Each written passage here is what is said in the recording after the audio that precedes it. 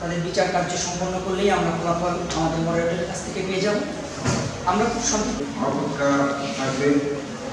বিষয়টি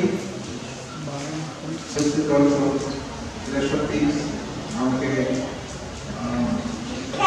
একটি দৃষ্টান্তমূলক উদাহরণ দিচ্ছি। 2011 সালে নিউ ইয়র্কের সিটি ব্যাংক থেকে 100 মিলিয়ন সেখানে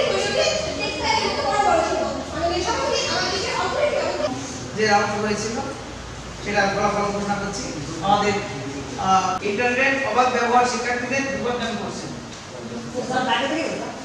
থেকে 51.7% এবং বিশ্ববিদ্যালয় কলেজের ক্ষেত্রে এটি 24.25% শিক্ষার্থী ইন্টারনেট প্রবণ এবং 72.5% প্রায় 39% বেকারি উচ্চ শিক্ষিত। সুতরাং এখান থেকে বোঝা যাবে কাছে পরিশেষে এটাই বলতে চাইছি ইন্টারনেটের অবাধ ব্যবহার শিক্ষার্থীদের কখনোই বিপদগামী করে না।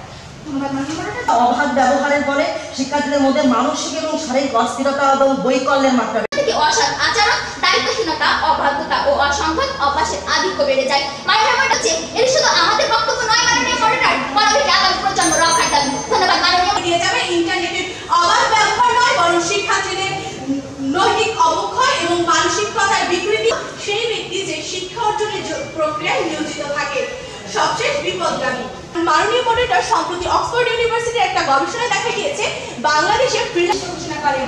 তার কারণ গবেষণায় তারা দেখেন যে রাত থেকে অনলাইন গেম খেলার বিষয়তে মানসিক কন্টেন্টের প্রভাবের কথা যা মানুষকে আত্মহত্যা পর্যন্ত নিয়ে যেতে গেছিলাম। মাননীয় সভাপতি এই ত্রুটিগুলো এবং এই হার্ডওয়্যার বিষয়গুলো সর্বোচ্চ স্তরে নিজের মেধা ও মনকে প্রযত্ন লব্ধ করে নিজের স্বপ্নের পথে যাত্রা করবে মাত্রা বেড়েছে 3.69% করে, যার ফলশ্রুতিতে শিক্ষা থেকে ঝরে পড়েছে 19.9% শিক্ষার্থী।